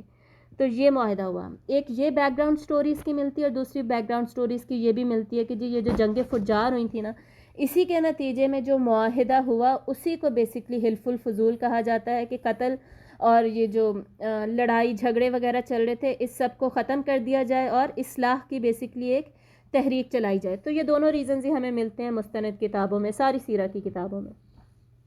تو اس کے بارے میں بھی ہمیں حدیث بھی ملتی ہے، طلحہ بن عبداللہ رضی اللہ تعالیٰ عنہ سے روایت ہے، سنن ترمذی کی حدیث ہے، اس میں آپ صلی اللہ علیہ وآلہ وسلم فرماتے ہیں کہ میں عبداللہ بن جدعان کے گھر میں ایسے معاہدے میں شریک ہوا کہ مجھے اس کے عوض اگر سرخ اونٹ بھی دیے جائیں نا تو وہ بھی میں پسند نہیں کروں گا۔ یعنی سرخ اونٹوں کی قیمت بہت زیادہ قیمتی ہوتے تھے نا، $1,000,000 بھی اگر مجھے دیے جائیں تو بھی میں یہ نہیں کروں گا کہ میں اس میں پارٹیسپیٹ نہ کروں اور میں کچھ اور کر لوں، وہ اونٹ لے لوں۔ تو اتنا زیادہ یہ معاہدہ میرے لیے امپورٹنٹ تھا۔ اور آپ صلی اللہ علیہ وسلم فرماتے ہیں کہ دور اسلام میں بھی اگر مجھے بلایا جاتا نا تو میں اس معاہدے کا حصہ ضرور بنتا، یعنی میں پھر بھی اس معاہدے کو بالکل بھی نہ چھوڑتا۔ ایسا کیا تھا، جنگ فجار میں بھی آپ صلی اللہ علیہ وآلہ وسلم نے پارٹ لیا، اور حلف الفضول میں بھی پارٹ لیا۔ پہلے اس کے نام کو ڈسکس کر لیتے، بیسکلی اس کا یہ نام کیوں ہے، اس کے بارے میں بھی بہت ساری رائے ہمیں ملتی ہیں۔ ان میں سے ایک رائے یہ ہے کہ جی حلف الفضول کے جو پارٹیسپینٹس تھے نا، ان میں بہت ساروں کے نام میں نا فضیلت، فضیل، فضل، افضل، اس طرح کے نام تھے ان سب کے، تو اس وجہ سے اس کا نام حلف الفضول بن گیا۔ دوسری رائے اس میں یہ ملتی ہے کہ جب عمر یہ جو تھا العاص بن وائل، اس سے جب کہا گیا کہ جی تم پیسے واپس کرو، تو اس نے کہا کہ جی ھذا امر الفضولی، مطلب یہ کہ دس از نن آف یور بزنس، تم اس میں ٹانگ مت اڑاؤ، یہ تمہارا کام نہیں ہے۔ تو ہم بیسکلی ان سے سیکھتے کیا ہیں، جنگ فجار ہوئیں اور حلف الفضول ہوئیں، اور دونوں سے ریلیٹڈ ہمیں حدیث ملتی ہے، اور دونوں میں آپ صلی اللہ علیہ وآلہ وسلم نے حصہ لیا۔ اب یہ حصہ لینے کا مطلب یہ نہیں ہے کہ ایسے ہی آپ صلی اللہ علیہ وسلم بھی وہاں موجود تھے تو سوچا کہ چلو جی میں بھی پارٹیسپیٹ کر لیتا ہوں، یا جو بڑے تھے گھر کے یا قبیلے کے انہوں نے کہا کہ جی آپ بھی آ جائیں، آپ بھی ہیں تو آپ بھی آ جائیں، تو انہوں نے سوچا کہ جی ہاں میں بھی پارٹیسپیٹ کر لیتا ہوں. یہ بات نہیں ہے، بلکہ ڈیفینیٹلی آپ صلی اللہ علیہ وآلہ وسلم کی دانائی، آپ کی عقل مندی، آپ کا شعور، آپ نے یہ یقیناً سوچ سمجھ کر فیصلہ کیا ہوگا کہ مجھے اس سب کا پارٹ بننا چاہیے. 15 سے 20 سال کی عمر میں ایک جو انسان ہے بیسکلی ٹین ایج میں، اتنا شعور اس میں ہوتا ہے اس عمر میں، آج کل ہو نہ ہو پرانے زمانوں میں تو ہوتا تھا کہ وہ اپنے اس طرح کے سارے اہم فیصلے لے سکے، فیصلہ کرنے کی قوت اس میں زیادہ ہوتی ہے. تو اس سب کا کیا فائدہ تھا؟ بیسکلی ہم اس سے جو سب سے بڑا لیسن سیکھتے ہیں نا وہ یہ ہے کہ اپنے معاشرے میں گھل مل کے رہنا، معاشرے کے جو ایشوز ہیں، جو ہمارے سوشل ایشوز ہیں، ان سب میں انوالوڈ ہونا، ان سب کی فکر کرنا، اس سب میں ایکٹیولی پارٹیسپیٹ کرنا. جیسے ہمارے بھی اب بہت کچھ ہوتا ہے، احتجاج ہو رہے ہوتے ہیں، پروٹیسٹ ہو رہے ہوتے ہیں، اس کے علاوہ ڈفرینٹ ایشوز اٹھائے جاتے ہیں. جیسے کوئی فزیکل ابیوز کا ایشو اگر اٹھایا جا رہا ہے، یا سمجھے اینیمل ریلیٹڈ کوئی ایشو اٹھایا جا رہا ہے، یا چائلڈ پروٹیکشن کا سے ریلیٹڈ کوئی ایشو اٹھایا جا رہا ہے، ہمارے آئین میں کوئی ایشو اٹھایا جا رہا ہے، یا ختم نبوت پہ بات ہو رہی ہے، اس طرح کے کوئی بھی ایشوز اگر ہماری سوسائٹی میں اٹھائے جاتے ہیں تو آج کل موسٹلی ہمارا کیا رویہ بن گیا ہے کہ جی اگر میرے گھر میں سارا کچھ ٹھیک ہے، مجھے کچھ نہیں ہو رہا تو بس ٹھیک ہے، مجھے کیا ضرورت ہے پارٹیسپیٹ کرنے کی، مجھے کیا ضرورت ہے اس میں آگے جانے کی، یہ احتجاج ہو رہا ہے تو مجھے کیا ضرورت ہے اس میں جانے کی. کسی بچے پہ ظلم ہوا ہے، ہم اس پہ دل میں گھر میں بیٹھ کے دل میں سوچ رہے ہوتے کہ جی بہت برا ہوا، یہ ہونا نہیں چاہیے تھا. لیکن ہم یہ نہیں کرتے کہ اگر اسی سے ریلیٹڈ کوئی احتجاج ہو رہا ہے، کوئی بات کی جا رہی ہے، یا ہم کہیں کچھ لکھ سکتے ہیں، لکھ کے ہم اپنے آپ کو کمیونیکیٹ کر سکتے ہیں، یا بتا سکتے ہیں، یا ہم بول کر بتا سکتے ہیں، یا ہم جا کے کچھ کر سکتے ہیں کسی طریقے سے، تو ہم اس کا پارٹ بنیں. لیکن ہم کیا کرتے جی جب تک میرے گھر میں سارا کچھ سیٹ ہے مجھے تو کچھ کرنے کی ضرورت ہی نہیں ہے، مجھے تو جانے کی ضرورت ہی نہیں ہے. حالانکہ اللہ تعالیٰ نے اور آپ صلی اللہ علیہ وآلہ وسلم نے ہمیں جو سکھایا وہ کیا ہے کہ مسلمان جب رہے گا تو کیسے رہے گا؟ سارے کے سارے مسلمان ایک جسم کی طرح ہیں، اور جسم کے کسی ایک حصے کو اگر تکلیف ہوتی ہے تو اس کا احساس پورے کے پورے جسم کو ہونا چاہیے. اگر ہماری انگلی کی پور پہ بھی چھوٹی سا کٹ بھی لگ جائے نا تو ہمیں رات کو نیند نہیں آ رہی ہوتی، یا ہم سے لکھا نہیں جا رہا ہوتا، کام نہیں کیا جا رہا ہوتا، کوکنگ نہیں کی جا رہی، کچھ بھی نہیں ہم سے ہو رہا ہوتا، اتنی ہمارا پوری باڈی ہماری ڈسٹرب ہو چکی ہوتی ہے. اور آپ صلی اللہ علیہ وسلم نے فرمایا کہ مسلمان کیا ہے؟ سیسا پھیلائی ہوئی دیوار کی طرح ہے. ایک اینٹ بھی اگر اس میں سے مسنگ ہے تو کیا ہوگا؟ وہ ساری کی ساری دیوار کی جو مضبوطی ہے وہ ڈسٹرب ہو جائے گی. ہمارا اللہ تعالیٰ نے ہمیں یہ سسٹم دیا ہی نہیں ہے کہ ہم اکیلے انڈیویجولی ایک ایک کر کے رہیں، بلکہ ہمیں یہ حکم دیا گیا کہ ہم یونائٹڈ، ہم کلیکٹیولی، ہم ایک اسلامک سوسائٹی، ایک معاشرہ بن کے رہیں. اور اس معاشرے میں اسی لیے اللہ تعالیٰ نے یتیم کے، مسکین کے، غریبوں کے، پڑوسیوں کے، مسافر کے، ہر ایک کے حقوق اللہ تعالیٰ نے رکھے. کیوں رکھے گئے ہر ایک کے حقوق؟ اسی لیے رکھے گئے نا تاکہ ہم پھر ہمارا فریضہ بنتا ہے تو ہم ان کو پورا کریں. ہم مل جل رکھیں گے، ہم ان کا خیال رکھیں گے تو ہم اپنے حقوق و فرائض کو پورا کر سکیں گے نا، اور ان کو سمجھ سکیں گے. تو ایک معاشرہ ہمیں بنا کے دیا ہی اس لیے گیا ہے کہ ہم اس میں جو بھی ایشوز ہیں چل رہے ہیں ان سب کو ڈسکس کریں، ان سب کو ٹیکل کریں، اور اگر کوئی برائیاں ہیں ان کو ختم کریں، کوئی اچھائیاں ہیں ان کو پھیلائیں. امر بالمعروف و نہی عن المنکر کا حکم ہمیں دیا ہی کیوں دیا گیا ہے؟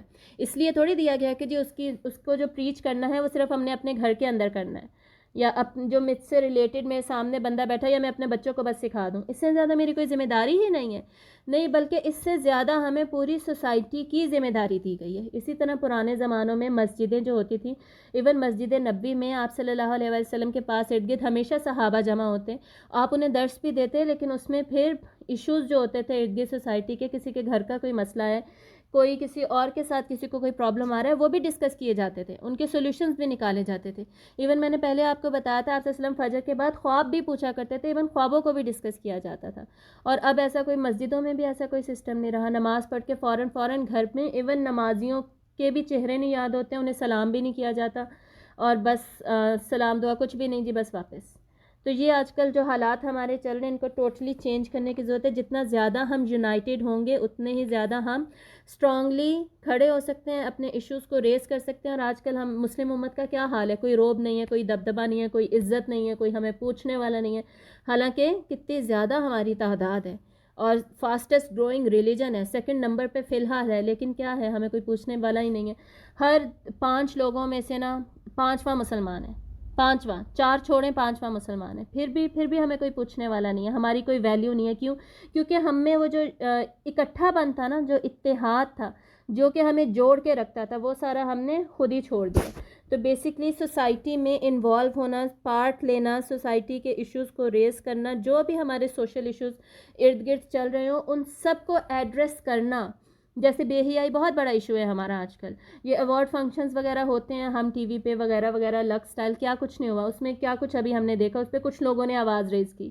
ہم سب کا کام بنتا تھا کہ ہم سب اپنے لیول پہ کسی نہ کسی طریقے سے، کسی نہ کسی فارم میں اس کے اگینسٹ کچھ نہ کچھ کریں، یا ہم بولیں یا ہم لکھیں یا ہم اپنا ہی حلیہ اچھا کر کے چینج کر کے ہم اس کے اگینسٹ بتائیں کہ جی وہ غلط ہے یہ صحیح ہے.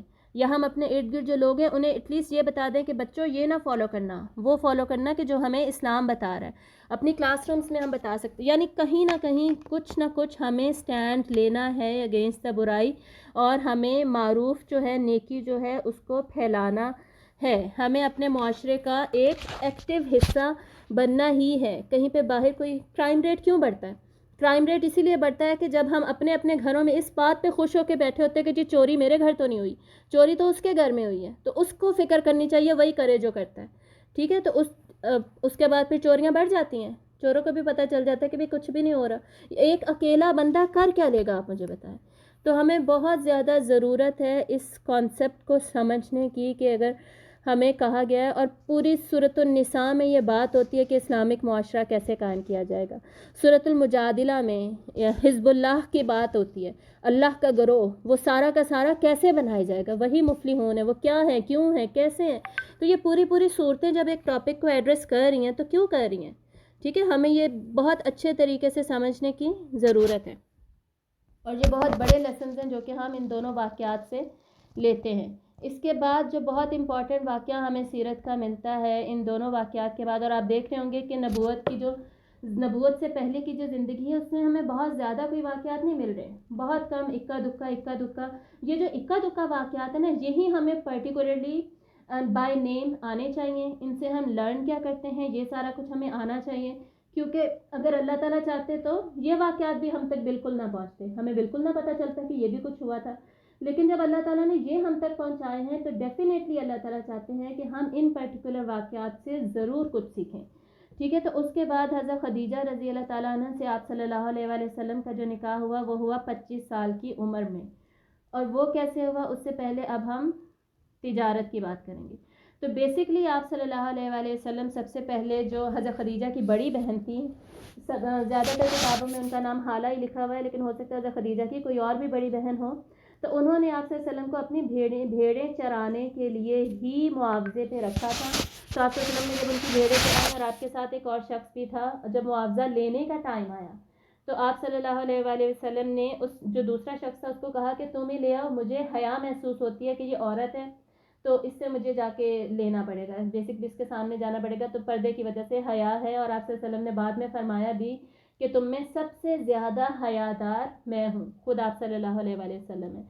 تو وہ گیا، پھر اس نے جا کے جب حالہ سے معاوضہ لیا تو حالہ نے پوچھا کہ تمہارے ساتھ تو ایک اور شخص بھی تھا. تو انہوں نے بتایا کہ جی وہ حیا کی وجہ سے آپ کے سامنے نہیں آنا چاہتے. تو وہ جو حضرت خدیجہ اس وقت ساتھ بیٹھی ہوئی تھی، تو ان کی جو بہن ہے حالہ، انہوں نے حضرت خدیجہ کے سامنے اور اس دوسرے شخص کے بھی سامنے آپ صلی اللہ علیہ وسلم کی بہت زیادہ تعریف کی، آپ کی شرافت کی، آپ کی حیا کی، اور آپ کی ایمانداری کی بیسکلی.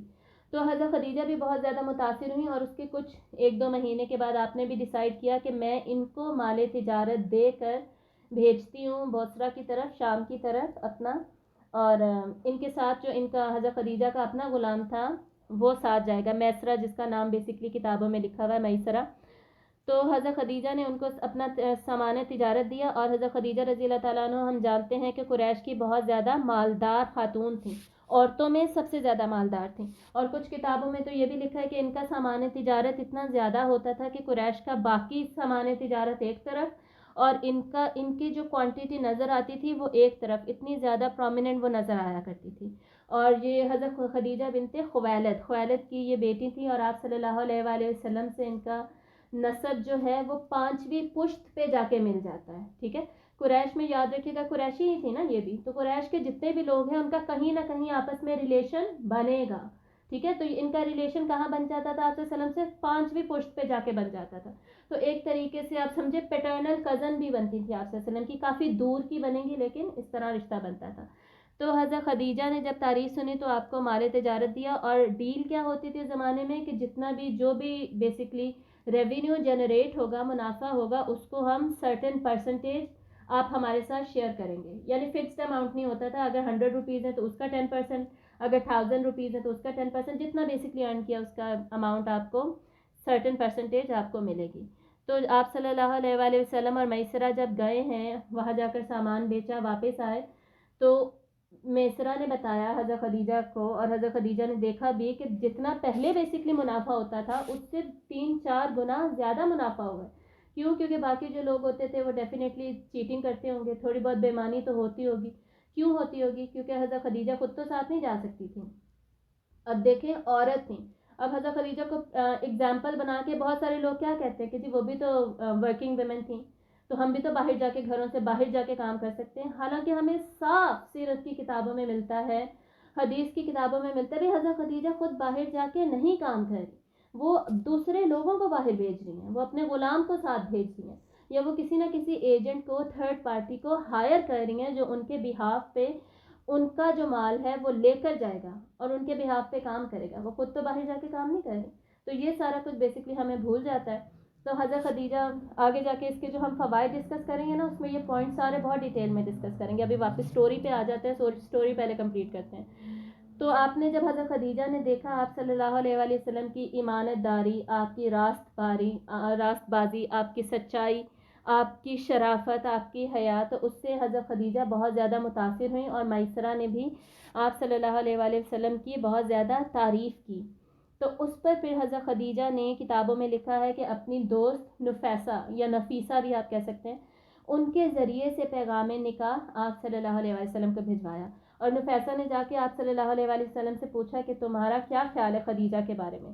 تو آپ صلی اللہ علیہ وسلم نے فرمایا کہ وہ کیوں چاہیں گی کہ وہ مجھ سے نکاح کریں. تو نفیسہ نے کہا کہ اگر آپ کو کوئی اعتراض نہیں ہے تو پھر میں جا کے بات کرتی ہوں, ٹھیک ہے. یعنی انہوں نے اس طرح بات کی کہ جیسے کہتے ہیں کورڈ طریقے سے, خوبصورت طریقے سے بات کرنا, اس طریقے سے بات کی. تو آپ صلی اللہ علیہ وسلم نے انہیں اجازت دے دی. تو انہوں نے واپس آ کے حضرت خدیجہ کو بتایا, تو اس طرح سے نکاح کا معاملہ طے ہو گیا. اور آپ صلی اللہ علیہ وآلہ وسلم نے اپنے چچا ابو طالب سے بھی بات کی. اس کے بعد بیسکلی نکاح کا سلسلہ طے ہوا. حضرت خدیجہ کے اس سے پہلے 2 شادیاں ہو چکی تھیں. جو پہلی شادی ہوئی تھی اس سے ان کی 3 اولادیں تھیں, ٹھیک ہے, 2 بیٹے اور 1 بیٹی. اور اس کے بعد جو دوسری شادی ہوئی تھی اس سے ان کی کوئی اولاد نہیں تھی, اور وہ جو شوہر تھا اس کا کوئی بہن بھائی بھی نہیں تھا. تو بیسکلی حضرت خدیجہ کا جو وراثت جو ملی تھی نا انہیں, جو بیسکلی مال تجارت اور سارا مالدار خاتون تھی, وہ سب اسی ایک شوہر کی طرف سے آیا تھا. کیونکہ ہمیں پتہ ہے اس زمانے میں بیسکلی اگر کوئی مرد ہو, مرد کا اگر وارث کوئی مرد ہے, ان کا کوئی بیٹا ہوتا یا کوئی بھائی وغیرہ ہوتا تو سارا مال تو اس کو چلا جاتا, عورت کو تو بالکل نہ جاتا. تو اس طریقے سے حضرت خدیجہ کے پاس پھر ان کا سارا مال موجود تھا جس کو کہ ایز اے سامان تجارت بھیجا جاتا تھا اور اس سے منافع ارن کیا جاتا تھا. تو اس طرح حضرت خدیجہ کے پیغام نکاح بھجوانے پر آپ صلی اللہ علیہ وآلہ وسلم نے اقرار کیا. اور نکاح کس نے پڑھایا تھا؟ نکاح ابو طالب نے خود پڑھایا. اور 1 سیکنڈ رکیے گا, نکاح ابو طالب نے خود پڑھایا. اور اس میں نکاح کے وقت حضرت خدیجہ کے جو چچا تھے وہ بھی موجود تھے, عمر بن اسد ان کا نام ہے, وہ زندہ تھے اور وہ وہاں پر موجود تھے. اور کچھ واقعات ہمیں ایسے ملتے ہیں جن میں کہ حضرت خدیجہ کے والد کا ذکر آتا ہے کہ وہ بھی اس وقت زندہ تھے اور وہاں پر موجود تھے, لیکن وہ سٹوریز جو ہیں وہ کچھ میڈ اپ لگتی ہیں اور ایسا واقعہ نہیں ہے بیسکلی جو کہ میں آپ کو سناؤں اور اس کی ہم تفصیل میں جائیں. بتانے کا مقصد صرف یہ کہ اگر آپ کبھی کہیں کسی اور کتاب میں پڑھتے ہیں تو آپ کو یہ یاد آ جائے کہ ہاں ٹیچر نے اس کا تذکرہ کیا تھا لیکن ہم نے وہ واقعہ نہیں پڑھا تھا, ٹھیک ہے. تو خیر البتہ زیادہ علماء کی رائے کیا ہے کہ جو ان کے والد تھے وہ آلریڈی جنگ فجار میں قتل ہو چکے تھے, فوت ہو چکے تھے, مر چکے تھے. تو وہ اس وقت وہاں موجود نہیں تھے, ان کے صرف چچا موجود تھے اور ان کی موجودگی میں اور ابو طالب کی موجودگی میں پھر یہ نکاح طے پایا. اس وقت شادی کے وقت حضرت خدیجہ رضی اللہ تعالیٰ عنہ کی عمر کیا تھی؟ ہم بچپن سے جو سنتے آ رہے ہیں، جو کتابوں میں لکھا ہے کہ جی حضرت خدیجہ کی عمر 40 سال تھی، کہاں سے ہمیں پتہ چلتا ہے؟ یہ تاریخ الواقدی میں لکھا ہوا ہے، ٹھیک ہے، تاریخ الواقدی. الواقدی کی جو تاریخ ہے نا، وہ اس کو بہت زیادہ مستند سمجھا نہیں جاتا. اور الواقدی کی جو تاریخ ہے، جب میں نے آپ کو شروع میں کتابوں کے نام بتائے تھے، ایون اس میں بھی میں نے اس کو مینشن نہیں کیا تھا. کیوں مینشن نہیں کیا تھا؟ کیونکہ موسٹ آف دا اسکالرز جو ہے نا، وہ اس کو ریجیکٹ کرتے ہیں. لیکن سنس یہ ایک بات ہوتا ہے نا، مشہور ہو جانا، بس یہ نکاح کی عمر ان کی مشہور ہو گئی تو ساری کتابوں میں، ہماری بچوں کی کتابوں میں، اسلامیات کی، اسلامک اسٹڈیز، ہر کتاب میں اب ہمیں یہی ایج بیسکلی لکھی ہوئی ملتی ہے. لیکن اس کے علاوہ بھی ہمیں رائے ملتی ہیں، ٹھیک ہے، جو کہ زیادہ اگر ہم تفصیل میں جائیں، باقی کتابوں کو دیکھیں تو ہمیں تحقیق کے بعد ہمیں پتہ چلتی ہیں. جیسے مستدرک الحاکم ہے، آپ میں سے بہت ساروں نے اس حدیث کی کتاب کا نام سنا ہوگا، سیکنڈری بکس آف حدیث میں اس بک کا نام آتا ہے. وہ لکھتے ہیں، امام الحاکم لکھتے ہیں کہ امام ابن اسحاق لکھتے تھے، ان کی کتاب میں یہ لکھا ہوا تھا کہ حضرت خدیجہ کی شادی کے وقت کی عمر 28 سال تھی، ٹھیک ہے. اور آپ لوگوں کو پتہ ہے کہ جو سیرہ ابن اسحاق ہے وہ ہمیں پوری کی پوری تو نہیں ملی، جتنی بکس مل گئیں بس ڈسکور ہو گئی تھی، بیسکلی وہی ڈسکور ہوئی تھی. ان کے اوپر جو ابن ہشام نے لکھی تھی، سیرت ابن ہشام، وہ ہمارے پاس پوری موجود ہے، ٹھیک ہے. تو ابن اسحاق میں جو لکھی تھی الحاکم کے مطابق وہ 28 سال ہے. اس کے علاوہ امام ابن کثیر اور امام البیہقی، وہ دونوں اپنی تاریخ میں لکھتے ہیں کہ حضرت خدیجہ کی جب وفات ہوئی تو ان کی عمر تقریباً 50 سال تھی، ٹھیک ہے. 50 سال نہیں تھی، 50s میں تھی. ان کی عمر 50s میں تھی جب حضرت خدیجہ کی ڈیتھ ہوئی. حضرت خدیجہ کی ڈیتھ کب ہوئی تھی اب یہ تو ہمیں کنفرم ہے، آلموسٹ 10 نبوی میں ان کی ڈیتھ ہوئی، جب آپ صلی اللہ علیہ وآلہ وسلم کی عمر خود بھی 58 اور 59 ہی تھی، ٹھیک ہے. نہیں 58 59 نہیں تھی، 50s میں تھی.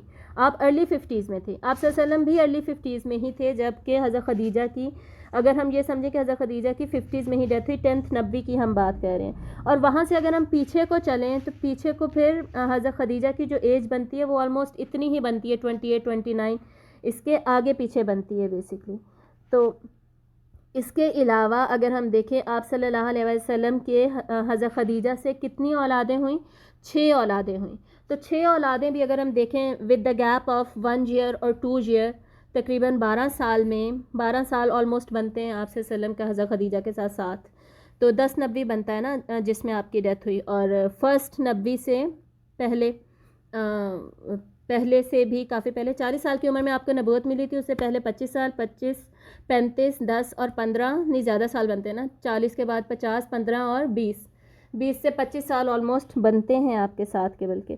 اور اس میں بیسکلی 12 سال تک اگر ہم سمجھیں کہ 6 بچے ہوئے تو بیسکلی عورت اگر ارلی 30s میں ہو، 28 29 30 ایئرس کی ہو، تو زیادہ پاسبلٹی ہے کہ اس کے 6 بچے ہوں، بجائے یہ کہ وہ 40 آن ورڈز اگر یہ پروسیس سارا سٹارٹ ہو. تو یہ بھی علماء نے ہی یہ ریزن بھی لکھا ہے. لیکن ہمارے پاس بیسکلی یہ دو رائے ہمارے ذہن میں ہونی چاہیے کہ 40 سال کی عمر بھی ملتی ہے حضرت خدیجہ کی اور 28 سال عمر بھی ملتی ہے. اور اس میں زیادہ ہمیں امام ابن کثیر اور امام البیہقی جنہوں نے اپنی کتابوں میں لکھا کہ ان کی جب ڈیتھ ہوئی تو 50s میں تھیں، اور الحاکم جنہوں نے لکھا کہ ابن اسحاق نے 28 لکھی تھی، ٹھیک ہے. جو یہ کافی مضبوط رائے بنتی ہیں ایز کمپیئرڈ ٹو الواقدی. تو یہ ہمارے ذہن میں رہنا چاہیے. اب ہم یہ باتیں، جو یہ ڈسکشنز ہیں دو رائے والی، یہ جا کے حضرت عائشہ رضی اللہ تعالیٰ عنہ کی جب ایج کی بات آتی ہے تب ہم یہ ڈسکشنز نہیں کرتے. کیوں؟ کیونکہ حضرت عائشہ کی جب بات ہوتی ہے تو حضرت عائشہ کی خود ہی ہمیں حدیث مل جاتی ہے. وہ خود ہی فرماتی ہیں کہ جب میری شادی ہوئی تو میری عمر اتنی تھی، ٹھیک ہے. تو وہ اس وجہ سے ہم اس میں دو رائے قائم نہیں کرتے، لیکن یہاں پر ہم یہ دو رائے رکھ سکتے ہیں، ٹھیک ہے. تو حضرت خدیجہ رضی اللہ تعالیٰ عنہ سے یہ جو نکاح کا پورا سلسلہ تھا، اس سارے سے ہم سیکھتے کیا ہیں؟ اس سے ہم جو سب سے پہلے ہم نے بات کی ورکنگ ویمن ہونا عورت کا، لیکن کام کرنا ہے تو کرنا کیسے ہے؟ کرنا منع نہیں ہے اسلام میں. منع کیا ہے؟ کچھ ٹرمز اینڈ کنڈیشنز لگا دی گئیں، کچھ باؤنڈریز سیٹ کر دی گئیں، کچھ حدود بنا دی گئیں کہ اس کے اندر رہتے رہتے عورت جو کرنا چاہتی ہے وہ کر لے. اور ہر جگہ ایسے ہی ہے، جیسے ہم نے اگر کمانا ہے، کسی بھی انسان نے، کسی مرد نے بھی کچھ کمانا ہے، اس کے لیے بھی کچھ کنڈیشنز لگا دی گئی نا کہ وہ سود کی کمائی نہیں کمائے گا، وہ قتل کر کے پیسے نہیں لے گا، وہ اس طرح بہت ساری کنڈیشنز. تو بہت کچھ کرنا اللہ تعالیٰ نے، ہم جیسے کھانا پینا ہے، بہت کچھ کھانا ہمیں الاؤڈ ہے، لیکن کچھ کنڈیشنز لگائی گئی نا کہ یہ نہیں کھانا. سور نہیں کھا سکتے، اللہ کے نام کے علاوہ کسی کے نام پہ ذبح کیا گیا وہ نہیں کھا سکتے، ٹھیک ہے، مردار نہیں کھا سکتے. اس طرح کنڈیشنز اللہ تعالیٰ نے ٹرمز اینڈ کنڈیشنز لگائی ہیں، وہ ہمیں البتہ ضرور دیکھنی ہوں گی، ان کا خیال رکھنا ہوگا. تو حضرت خدیجہ رضی اللہ تعالیٰ عنہ کے بارے میں مشہور ہے کہ وہ شریف خاتون تھی، اور اس زمانے کے بھی جو شرفا عورتیں تھیں نا، وہ اس زمانے میں بھی اپنے آپ کو کور کیا کرتی تھی، اور جو عورتیں کور نہیں کرتی تھی نا، اپنے سر اور سینے کو بالکل ہی اوپن چھوڑ دیا کرتی تھی، وہ اس زمانے میں بھی بگڑی ہوئی عورتیں ہوا کرتی تھی، یا وہ عورتیں جو کہ بیسکلی کام ہی دوسرا کیا کرتی تھی، ٹھیک ہے. تو اس زمانے کی شریف عورتیں خصوصاً اپنے آپ کو کور کرتی تھی، اور یہ سمجھنا اتنا مشکل نہیں ہے. ابھی بھی آپ یورپ کی، امریکہ کی پرانی 100 ایئرز پیچھے جائیں، امیجز نکالیں، آج ہی انٹرنیٹ پہ آپ امیجز نکالیں ہسٹری میں سے، آپ کو نظر آئیں گی یورپ کی خواتین، انہوں نے سر پہ اسکارفس لیے ہوئے ہیں، انہوں نے جی حضرت مریم کو، حضرت عیسیٰ کی جو والدہ ہیں علیہم السلام، ان کو فالو کر رہے ہیں، انہوں نے کور کیے ہوئے سر، ان کے سینے کورڈ ہیں، ان کا کوئی کچھ باڈی پارٹ ان کے نظر نہیں آ رہے، ان کے ڈریسز لانگ ہیں، انہوں نے نیچے لیگنگز پہنی ہوئی ہیں، ہمیں باڈیز، ہمیں ہیڈ کورڈ نظر آتا ہے. ان کو اگر یہ کانسیپٹ تھا تو کیا اس زمانے میں ان عورتوں کو، وہاں کی شریف عورتوں کو یہ کانسیپٹ نہیں ہوگا؟ تو حضرت خدیجہ نے اگر ایز اے ورکنگ لیڈی کام بھی کیا، جو کہ ان کی اگزامپل دی جاتی ہے، تو انہوں نے گھر پہ رہتے ہوئے نمبر 2 پردے میں کام کیا، ٹھیک ہے. تو اگر ہمارا بھی بڑا ہی دل کرتا ہے کہ ہم کچھ کریں، تو ہمیں اپنے پردے کا خیال رکھنا ہے، ہمیں اپنی ماڈیسٹی کا خیال رکھنا ہے، ہمیں کوشش کرنی چاہیے کہ ہم کچھ ایسا کام کریں جس میں لیسٹ انٹریکشن ہو ود مین، ود نامحرم، ٹھیک ہے، ود اسٹرینجرس، اور عورتوں میں ہماری زیادہ انٹریکشن ہو، یا پھر گھر کے اندر سے بزنس وغیرہ، آج کل تو آن لائن بزنس اور اپرچونیٹیز فری لانسنگ وغیرہ کی اتنی زیادہ ہو چکی ہیں کہ ہم بہت ایزیلی گھر میں بیٹھ کے بھی کما سکتے ہیں، ٹھیک ہے. اس کے علاوہ ہم سیکھتے ہیں امانت داری کی اہمیت. آپ صلی اللہ علیہ وآلہ وسلم میں جو امانت داری تھی، دیانت داری تھی، اس سے امپریس ہوئیں. اس ہمیشہ امانت داری اور دیانت داری جو ہے انسان کی، وہ اس کو فائدہ ہی دیتی ہے، اور یہ وہ ورچوز ہیں، وہ خوبیاں ہیں جو کہ انسان کے اندر ضرور ہونی چاہیے. اس کے بعد ہمیں حضرت خدیجہ کی ذہانت کا پتہ چلتا ہے کہ انہوں نے ہیرے کو پہچان لیا، اور پہچانتے ہی انہوں نے نکاح کا پیغام بھی بھیج دیا. یہ بھی ہم سیکھ رہے ہیں کہ عورت نکاح کا پیغام بھی بھیج سکتی ہے. یہ بھی ہم سیکھ رہے ہیں کہ دل میں کسی کے لیے کوئی جذبہ پیدا ہو جانا کہ میں اس سے شادی کرنا چاہتی ہوں، یا کسی بھی پرٹیکولر جذبے کی وجہ سے جو بھی دل میں پیدا ہوا ہے کہ مجھے اس سے شادی کرنی ہے یا مجھے اس سے رشتہ بنانا ہے، یہ جائز ہے. دل میں جذبہ ہونا غلط نہیں ہے، اس جذبے کو غلط شکل دے دینا، اس کے نتیجے میں آپ کرتے کیا ہیں. بیسکلی وہ جو راستہ آپ کون سا چوز کر رہے ہیں، غلط راستہ چوز کر رہے ہیں یا صحیح راستہ چوز کر رہے ہیں، وہ ڈیفائن کرتا ہے کہ آپ نے کیا غلط کیا یا صحیح کیا. ورنہ دل میں جذبہ ہونا یہ اٹ سیلف بالکل بھی غلط نہیں ہے، ٹھیک ہے. تو جذبہ بھی ہو سکتا ہے. پھر ہمیں پتہ چلا کہ عورت خود سے پروپوز بھی کر سکتی ہے، اس میں بھی کچھ غلط نہیں ہے. اور یہ جو ساری بیسکلی سیکھ رہے ہیں نا ہم، یہ ہمیں بہت زیادہ ضرورت ہے اپنے معاشرے میں دوبارہ رائج کرنے کی.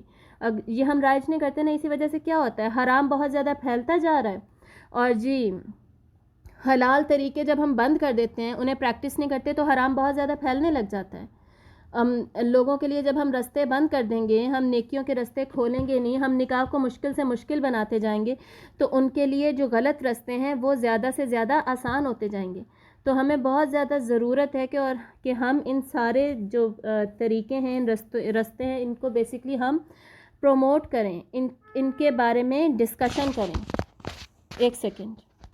تو ہمیں صرف یہ ایک واقعہ نہیں ملتا نکاح کا جہاں پر حضرت خدیجہ نے خود نکاح کا پیغام بھیجا، بلکہ سورۃ القصص میں جب ہم پڑھتے ہیں حضرت موسیٰ علیہ السلام کی سٹوری، اس میں بھی ہم دیکھتے ہیں کہ جو 2 لڑکیاں تھیں، انہوں نے گھر جا کر اپنے والد سے حضرت موسیٰ کی تعریف کی، تو ان لڑکیوں کے والد نے ہی پھر حضرت موسیٰ کو پیغام نکاح دیا. تو لڑکی کی طرف سے بات کا آغاز ہونا، لڑکی کے دل میں جذبات کا ہونا، اس سب میں ہم سیکھ رہے ہیں کہ کسی قسم کی کوئی غلطی نہیں ہے، بلکہ ایک برائی کو برائی پھیلنے سے بہتر یہ ہے کہ انسان خود یہ سٹیپ لے، ٹھیک ہے. یہ بھی ہم بہت بڑا لیسن یہاں سے سیکھتے ہیں. اور اس کے بعد ہم یہ سیکھ رہے ہیں کہ حضرت خدیجہ رضی اللہ تعالیٰ عنہ جیسی بیوی اللہ تعالیٰ نے آپ صلی اللہ علیہ وآلہ وسلم کو دی، اور حضرت خدیجہ کی جتنی بلیسنگز ہیں، آپ کی جتنی فضیلت ہے، وہ انشاءاللہ ہم آگے جاتے جاتے پوری کی پوری ڈیٹیل میں اسٹڈی کریں گے. آپ صلی اللہ علیہ وآلہ وسلم کو جتنی محبت حضرت خدیجہ سے تھی، اور جتنی آسانی سکون حضرت خدیجہ سے ملا، آگے آپ صلی اللہ علیہ وسلم کا مشن آگے بڑھنا تھا، آگے آپ صلی اللہ علیہ وسلم کو نبوت ملنے والی تھی. تو ہر جو کامیاب شخص ہے نا اس کے پیچھے جیسے کہا جاتا ہے نا ایک عورت کا ہاتھ ہے، تو یہ سیٹ ایگزیکٹ ایگزامپل ہمیں یہاں سے ملتی ہے کہ ایک بہت بڑے کامیاب شخص کے پیچھے بھی ایک عورت کی سپورٹ موجود ہے، جس کا انتظام کس نے کیا؟ خود اللہ تعالیٰ نے کیا. خود اللہ تعالیٰ نے ابو طالب کا انتظام کیا کہ وہ آپ صلی اللہ علیہ وسلم کو سپورٹ کریں. پھر حضرت خدیجہ کا انتظام کیا کہ وہ آپ کو مینٹلی سکون میں رکھا. حضرت خدیجہ نے آپ کو، اور جب آپ کا ایک غنی بھی ہو گئے، آپ جو پریشانی تھی، مفلسی تھی بیسکلی ہم کہہ سکتے ہیں، وہ بھی جب ختم ہو گئی تو آپ صلی اللہ علیہ وسلم ایک سکون میں آ گئے. اور اس کے بعد کیا ہوا؟ الٹیمیٹلی آپ صلی اللہ علیہ وسلم نے غار ہیرا میں جانا شروع کر دیا. تو غار ہیرا میں جانا کب شروع ہوا تھا؟ جب کہ ایسا بیسکلی اسٹیپ انسان تبھی لے سکتا ہے جب وہ بالکل مینٹلی سکون میں آ جاتا ہے. ٹھیک ہے، تو یہ سارا سکون ہمیں پتہ چل رہا ہے کہ حضرت خدیجہ کے آنے سے آپ صلی اللہ علیہ وسلم کی زندگی میں آ گیا. اور جیسے کہ میں آپ کو بتا رہی ہوں کہ یہ ڈسکشن یہیں پہ نہیں رکے گی، حضرت خدیجہ سے ریلیٹڈ ڈسکشن بہت لمبی ہوگی اور آگے چلتی جائے گی.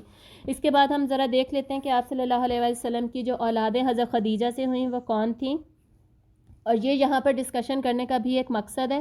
پہلے اس کو ڈسکس کر لیتے ہیں، پھر انشاءاللہ اگلی سلائڈ پہ چلتے ہیں. سورۃ الضحیٰ کو ہم ڈسکس کریں گے.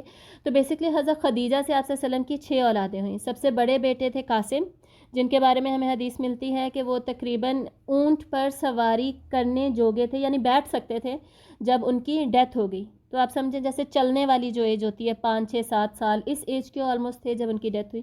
اور انہی کے نام پر آپ صلی اللہ علیہ وسلم کی کنیت مبارک بھی ہے. آپ ابو القاسم کے نام سے مشہور تھے. اکثر لوگ آپ کو ابو القاسم کہہ کے پکارا کرتے تھے پہلے زمانے میں. بعد میں تو سورۃ الحجرات نازل ہوئی نا، تو اللہ تعالیٰ نے حکم دے دیا تھا کہ کوئی بھی اللہ کے رسول کو رسول اللہ کہنے کے علاوہ کچھ نہیں کہے گا. ٹھیک ہے، اور ان کی وفات بیسکلی نبوت سے پہلے ہی ہو چکی تھی. اس کے بعد اللہ تعالیٰ نے آپ کو 4 بیٹیاں دیں، زینب، پھر رقیہ، پھر ام کلثوم اور پھر فاطمہ. یہ سیکوینس تھا ان کا. تو یہ ساری ان سب نے عہد نبوت پایا، ان سب نے ہجرت کی، اور حضرت زینب، رقیہ اور ام کلثوم رضی اللہ تعالیٰ عنہما، ان سب کی ڈیتھ عہد نبوت میں ہی ہو گئی. آپ صلی اللہ علیہ وآلہ وسلم کی زندگی میں آپ کے سامنے مدینہ میں ان سب کی ڈیتھ ہوئی. سب سے پہلے رقیہ کی ڈیتھ ہوئی، اس کے بعد رقیہ کی شادی ہوئی تھی حضرت عثمان غنی رضی اللہ تعالیٰ عنہ سے. رقیہ کی ڈیتھ ہوئی تو حضرت عثمان غنی کی ام کلثوم سے شادی ہوئی، اور ام کلثوم کی بھی پھر ڈیتھ ہو گئی. اور حضرت زینب جو تھیں ان کی ابو العاص سے شادی ہوئی تھی. ان کی سٹوری ہم انشاءاللہ ڈیٹیل میں بعد میں پڑھیں گے. اور حضرت زینب کی بھی ڈیتھ آپ صلی اللہ علیہ وسلم کی زندگی میں مدینہ میں ہی ہو گئی. اور اس کے بعد حضرت فاطمہ آپ صلی اللہ علیہ وسلم کے 6 ماہ کے بعد آلموسٹ وفات پائی آپ نے. اور عبداللہ جو آپ کے بیٹے تھے، جی ٹھیک ہے، عبداللہ جو آپ کے بیٹے تھے وہ سب سے چھوٹے تھے، عہد نبوت میں پیدا ہوئے. ان کے بارے میں ہمیں کیسے پتہ چلتا ہے کہ ان کی ہی وفات ہوئی تھی جب سورۃ الکوثر نازل ہوئی. ٹھیک ہے، تو یہ ان کی ایج 1-2 ماہ تھی تقریباً جب ان کی ڈیتھ ہوئی. اس کے علاوہ کچھ لوگ کہتے ہیں، جو میں نے نیچے نام لکھے ہیں نا عبداللہ کے، طاہر اور طیب، بیسکلی یہ طیب لکھنا تھا، ٹائپو ایرر ہوا ہے، یہ خود سے آٹو کریکٹ کر دیتا ہے نا، یہ اس نے وہ کیا. طاہر اور طیب یہ بیسکلی کچھ لوگ کہتے ہیں کہ جی یہ الگ سے بیٹے تھے، لیکن میجورٹی کی رائے کیا ہے کہ یہ عبداللہ کے ہی دوسرے نام تھے، اور یہ وہ بیٹے تھے جن کی ڈیتھ پر بیسکلی سورت نازل ہوئی، سورۃ الکوثر. اس کے علاوہ ان 6 بچوں کے علاوہ آپ صلی اللہ علیہ وآلہ وسلم کی صرف ایک ہی بیٹا ہوا کسی اور سے، اور وہ کون تھی؟ ماریہ قبطیہ. اور وہ کیا تھی؟ وہ آپ صلی اللہ علیہ وآلہ وسلم کی ملک الیمین تھیں. ملک الیمین کا کانسیپٹ کیا ہے، کیوں ہے، کیسے ہے، یہ ہم بعد میں ڈسکس کریں گے جب اس کے اوپر زیادہ بات ہوگی. بیسکلی ماریہ قبطیہ سے آپ کے بیٹے تھے، ان کی بھی ڈیتھ ہو گئی 1 سے 2 ماہ کی عمر میں ہی. تو اب ہم سورۃ الضحیٰ میں دیکھیں گے کہ آپ صلی اللہ علیہ وآلہ وسلم کی ابتدائی زندگی کا ذکر اللہ تعالیٰ کیسے فرماتے ہیں. یہی ساری زندگی جس کو کہ ہم نے آج کی کلاس میں پڑھا اور پچھلی کلاس میں بھی پڑھا. ہاں جی، سورۃ الضحیٰ میں جو آیات کی بائفرکیشن ہے، اس کو 4 پارٹس میں ڈیوائڈ کر کے ابھی ہم پڑھیں گے. میں اگلی سلائڈ پہ جا رہی ہوں جس میں سورۃ الضحیٰ ہے، اس لیے اس کو تھوڑا سا آپ نظر میں رکھیے تو ہم واپس اس پہ آ بھی جائیں گے. ٹھیک ہے، 1 to 3 آیات کو فی الحال ذہن میں رکھیے. تو آپ بیسکلی آپ میں سے اگر کوئی ٹرانسلیشن اوپن کر سکتے ہیں نا وہ کر لیں. مجھے یہی پکچرز ملی تھی جن پہ ٹرانسلیشن اتنی کلیئر لکھی نہیں ہوئی ہے. چلیں خیر ہم سٹارٹ کرتے ہیں. تو سورۃ الضحیٰ میں بات ہوتی کیا ہے؟ سورۃ الضحیٰ میں اللہ تعالیٰ آپ صلی اللہ علیہ وآلہ وسلم کو اپنے یہی سارے احسانات یاد دلواتے ہیں جو کہ بچپن سے شادی تک کی عمر میں، ایون اس کے بعد جب نبوت ملی، نبوت ملنے تک کی عمر میں، یہ کہنا چاہیے، تک کی عمر تک جو اللہ تعالیٰ نے آپ صلی اللہ علیہ وسلم پر احسانات یاد کیے وہ سارے یاد دلائے جاتے ہیں۔ کیوں یاد دلائے جاتے ہیں اس صورت میں؟ تاکہ آپ صلی اللہ علیہ وآلہ وسلم ان کے ذریعے سے اپنے غموں کو بھلا دے۔ غم اس وقت کیا تھا؟ یہ صورت نازل کب ہوئی؟ بیسکلی یہ صورت نازل ہوئی تھی فترۃ الوحی کے موقع پر۔ وحی جب آنے کا آغاز ہو گیا نا، اس کے بعد دیکھیں وحی کے آنے کے بعد نا چھوٹی چھوٹی بریکس بھی بیچ میں ہمیں ملیں گی، لیکن ایک بڑی بریک کا وقفہ آیا تھا، کچھ عرصے کے لیے وحی کا آنا رک گیا تھا، اس پیریڈ کو کہا جاتا ہے فترۃ الوحی۔ تو اس زمانے میں اللہ تعالیٰ نے یہ صورت نازل کی اور اس میں اللہ تعالیٰ نے وہ احسانات آپ صلی اللہ علیہ وسلم کو یاد دلوائے جو کہ اللہ تعالیٰ نے آپ پر بچپن سے لے کر نبوت ملنے سے پہلے تک کے زمانے میں کیے، ٹھیک ہے؟ تو اس وجہ سے اس صورت کو ہم یہیں پہ سٹڈی کر لیں گے، اور جب وہاں جائیں گے نا ہم وہاں پہ دوبارہ اس صورت کو دیکھیں گے۔ کیوں؟ کیونکہ اس صورت کے ساتھ ہی متصل نازل ہوئی تھی سورۃ الانشراح، اور سورۃ الانشراح کا جو تعلق ہے نا وہ وہاں سے زیادہ بنتا ہے، تو ہم اس کو پھر وہاں پہ دوبارہ بھی دیکھ لیں گے۔ تو آغاز کہاں سے ہوتا ہے؟ اعوذ باللہ من الشیطان الرجیم، بسم اللہ الرحمن الرحیم، والضحیٰ، قسم ہے، ایک سیکنڈ میں اپنے پاس یہاں پہ اوپن کر لیتی ہوں، ہولڈ جی، قسم ہے صبح روشن کی، ٹھیک ہے، واللیل اذا سجا، اور رات کی جب کہ وہ ڈھانپ لے۔ ان دونوں قسموں کا بیسکلی مقصد ہے کیا؟ ان قسم اور پھر واللیل اذا سجا، اور قسم ہے رات کی جب کہ وہ ڈھانپ لے، دونوں کا مقصد کیا ہے؟ قسم ہے صبح روشن کی، مطلب یہ کہ صبح روشن کو دلیل بنایا جا رہا ہے اس بات پر کہ جو پریشانیاں ہیں، مشکلات ہیں، جو رات کے اندھیرے ہیں وہ ضرور ختم ہوں گے، اور الٹیمیٹلی انسان کی زندگی میں روشنی اور صبح کو جو سکون ہے وہ ضرور آئے گا۔ ضحیٰ آپ کو پتہ ہے وہ والا وقت ہوتا ہے فجر کے بعد اور دوپہر سے پہلے کا، جس میں کہ نرم ملائم روشنی ہوتی ہے، خوبصورت سکون دینے والی سودنگ لائٹ جو ہوتی ہے اس وقت کا، اور اس کو وحی کے ساتھ ایز اے پیرالل بھی بتایا جا رہا ہے، وحی کے ساتھ کمپیئر بھی کیا جا رہا ہے کہ وحی بھی اسی طرح کا نور ہے، سودنگ اور سکون دینے والا اور دل کو اطمینان اور تسلی دینے والا۔ تو اس صبح کو دلیل بنایا جا رہا ہے، اور اس کے ساتھ ساتھ اس رات کو بھی دلیل بنایا جا رہا ہے جو کہ ڈھانپ لیتی ہے۔ رات کس چیز کو ڈھانپتی ہے؟ ایک تو رات جب ڈھانپ لیتی ہے تو وہ بھی باعث سکون بنتی ہے، اطمینان دینے والی بنتی ہے، رات میں بھی سکون ہے، اور وہ ڈھانپ لیتی ہے ہر طرح کی حرکت کو جو دن میں ہو رہی ہوتی ہے، ہر طرح کی تکلیف کو، ہر طرح کی مصیبتوں کو جو کہ انسان دن میں دیکھ رہا ہوتا ہے۔ تو جب ساری رات کی دن کی پرابلمز کو، ساری حرکتوں کو، ساری تکلیفوں کو ختم کر کے اللہ تعالیٰ الضحیٰ اور رات والا سکون دے سکتے ہیں، تو ما ودعک ربک وما قلی، یہ کیا ہے؟ یہ جواب قسم ہے۔ تو کیا باقی جو مشکلیں ہیں وہ ختم نہیں ہو سکتی؟ تو اس آیت کا کیا مطلب بنتا ہے؟ نہیں چھوڑا تم کو تمہارے رب نے، اور نہ ہی وہ ناراض ہوا۔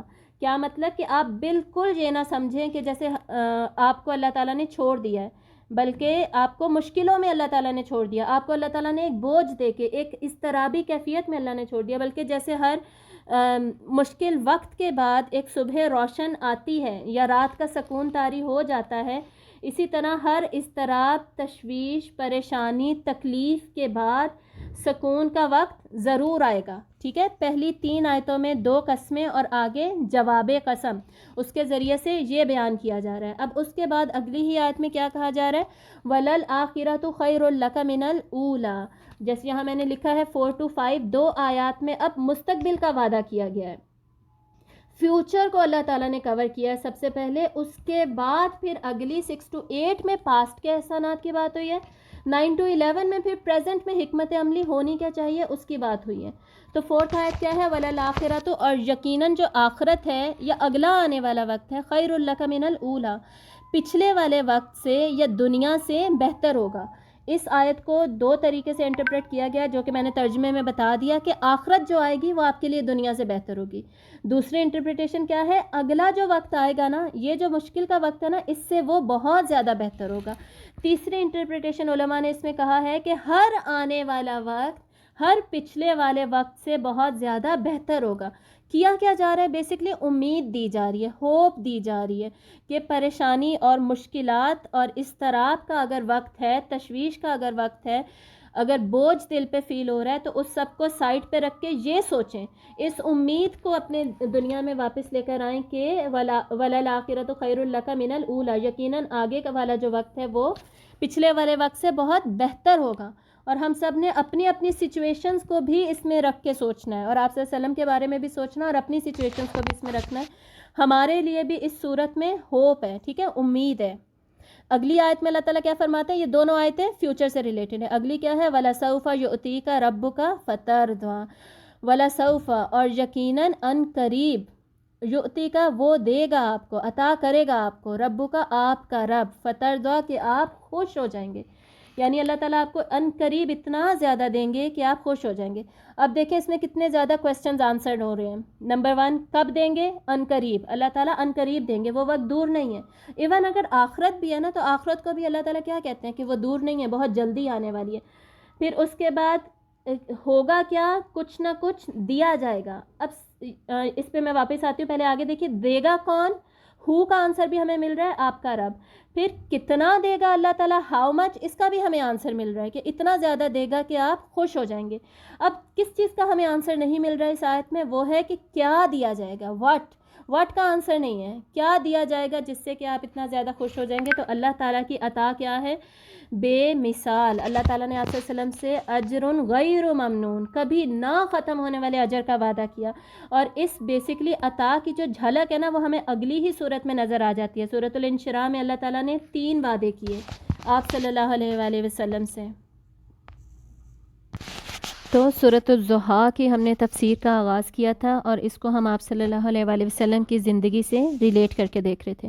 تو بیسکلی صورت میں اللہ تعالیٰ آپ صلی اللہ علیہ وآلہ وسلم کو اپنے احسانات یاد دلواتے ہیں، اور کیوں یاد دلاتے ہیں؟ تاکہ آپ صلی اللہ علیہ وآلہ وسلم پر اس وقت جو بھی اضطراب کی کیفیت تھی، جو بھی غم تھا، تشویش تھی، تکلیف تھی، وہ ساری دور ہو سکے، ٹھیک ہے۔ اور جیسے میں نے بتایا کہ اس صورت کا شان نزول کیا ہے، یہ صورت ویسے تو فترۃ الوحی کے موقع پہ نازل ہوئی، وہ پیریڈ جس میں کہ وحی کا آنا کچھ دیر کے لیے رک گیا تھا۔ بیسکلی اللہ تعالیٰ نے آپ صلی اللہ علیہ وسلم سے جو بات کرنے کا سلسلہ تھا اس کو منقطع کیا، تو اس وقت یہ صورت نازل ہوئی آپ صلی اللہ علیہ وآلہ وسلم کی تسلی کے لیے۔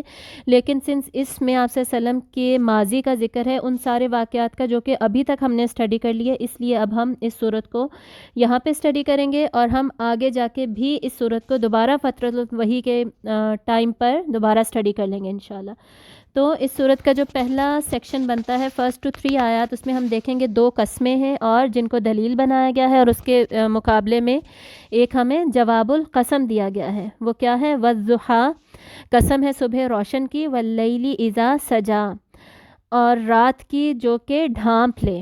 تو بیسکلی صبح روشن جو ہے وہ بھی سکون لے کر آتی ہے، جیسے وہی انسان کے لیے سکون لے کر آتی ہے، اور رات بھی انسان کے لیے سکون کا باعث بنتی ہے۔ دن کی ساری تکلیفیں، حرکتیں، وہ سب انسان بھول کر پھر رات کی سکینت میں چلا جاتا ہے۔ تو یہ جو 2 وقت ہیں سکون والے، ان کو دلیل بنا کر کہا جا رہا ہے کہ ما ودعک ربک وما قلی، نہیں چھوڑا آپ کو آپ کے رب نے، اور نہ ہی وہ ناراض ہوا۔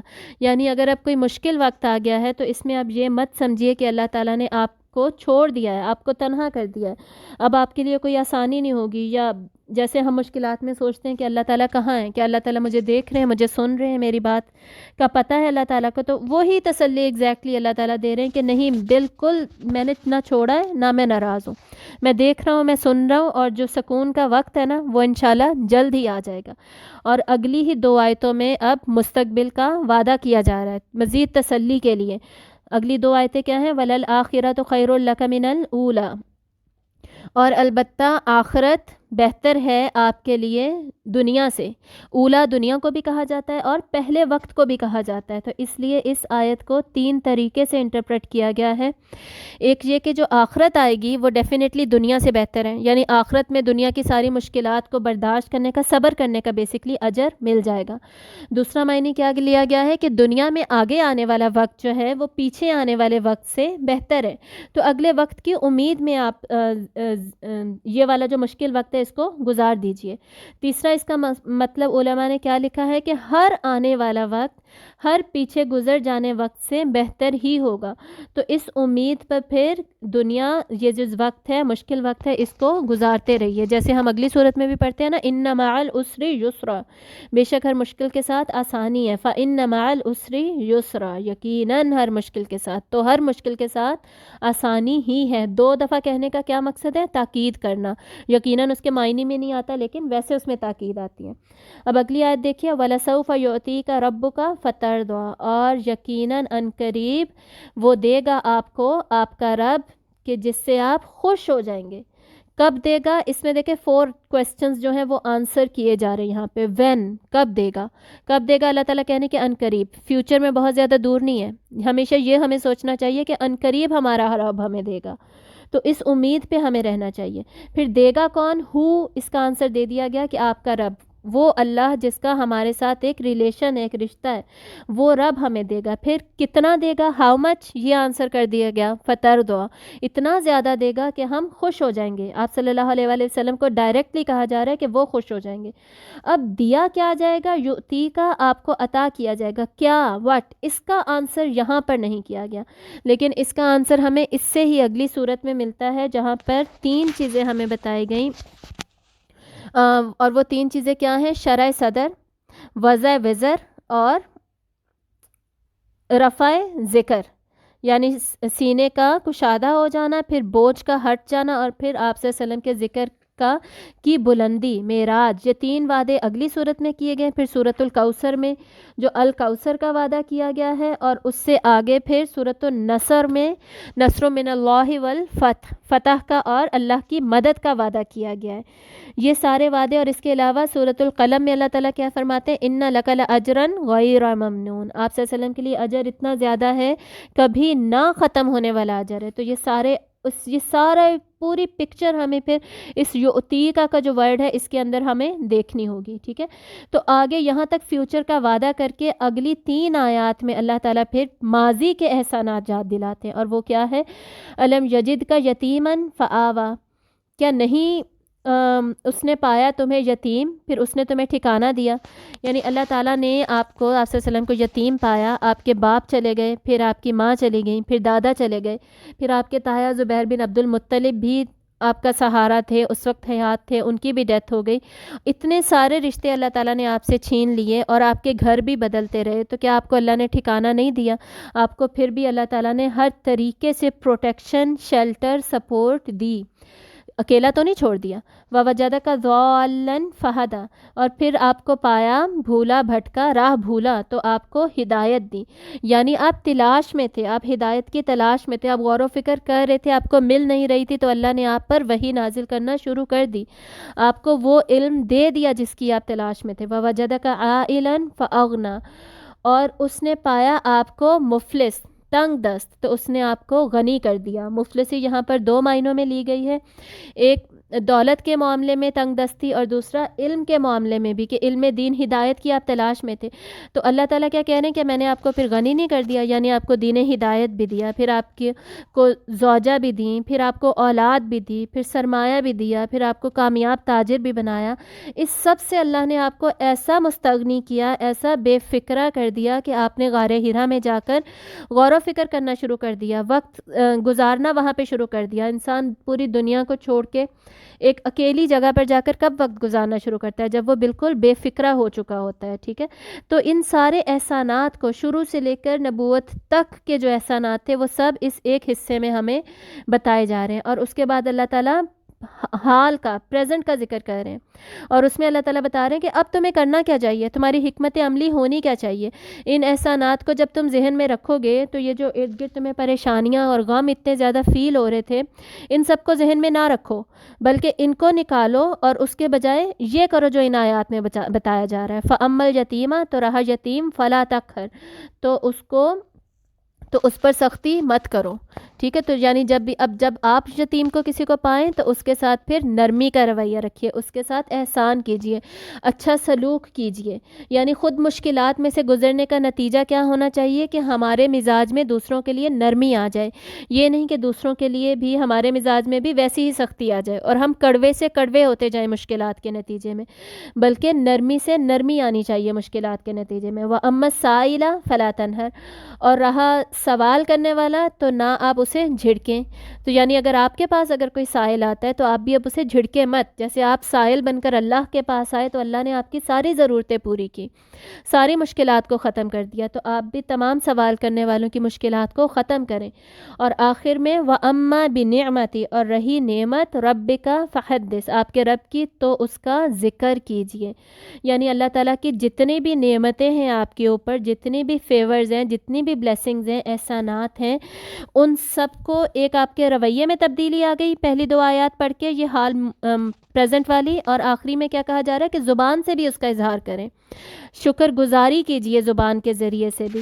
مطلب شکر گزاری کیا ہے؟ شکر گزاری ایک فطری جذبہ ہے جو انسان کے اندر احسانات کی قدر کے نتیجے میں سامنے والے کے لیے پیدا ہو جاتا ہے، اللہ کے لیے پیدا ہوتا ہے یا انسانوں کے لیے پیدا ہوتا ہے، ایک فطری جذبہ.